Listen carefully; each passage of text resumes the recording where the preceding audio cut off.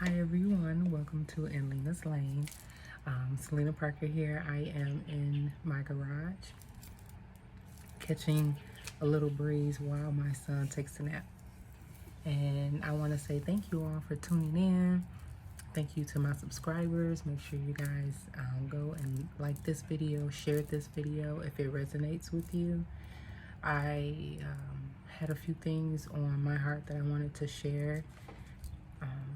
So I hope that you guys enjoy. Make sure you check out a few of my shorts also about how I grew my hair back and the products that I used. I felt compelled to share today because I'm in a season of change. Many of you know that I am an entrepreneur. I am a photographer, body product maker, herbalist, so forth and so forth.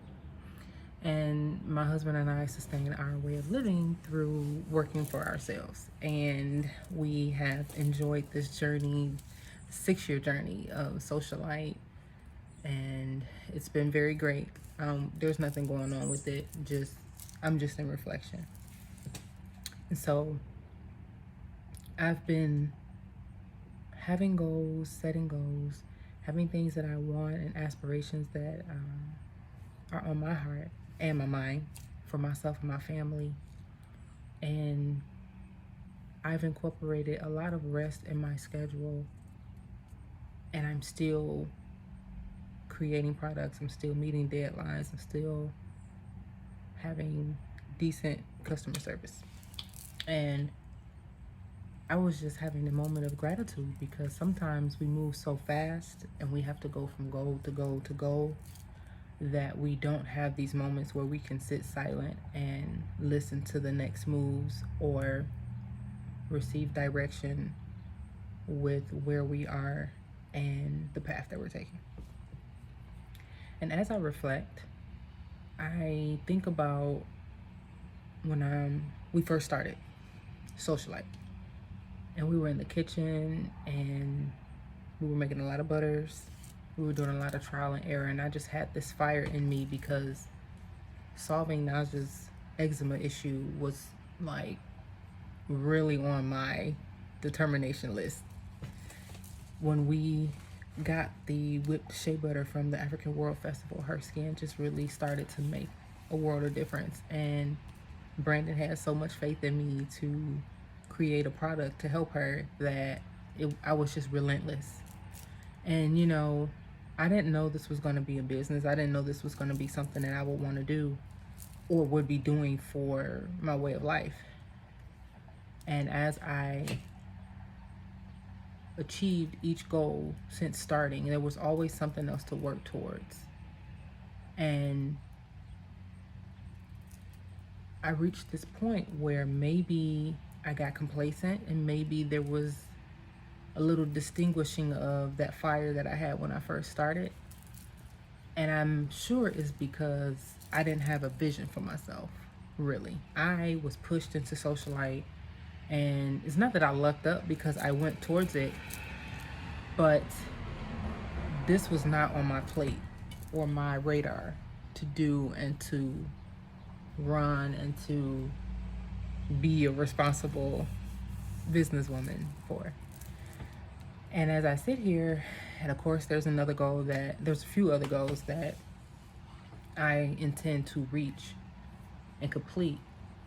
I'm just really grateful that I reached a point where my neighbors are walking past, excuse me. But I reached a point where I no longer cared about the perception of how the moves that I make look. And that's not an easy thing to do.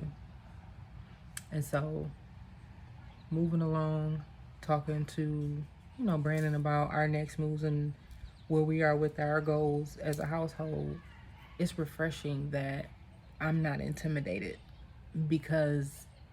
or trying to base my current situation and where I want to go and comparing that and thinking that a goal isn't attainable. And I'm transparent enough to admit that, but it just feels really good to have the confidence and the assuring of reaching another goal and making steps in my life and in my family's life that will get us to where we want to go. And it doesn't seem like a daunting task. It just takes work. It takes consistency and it takes discipline. And changing and growing and going through entrepreneurship is one of the absolute toughest things that I've ever had to endure. But you can do this thing if you dial into yourself and have a vision of where you want to go.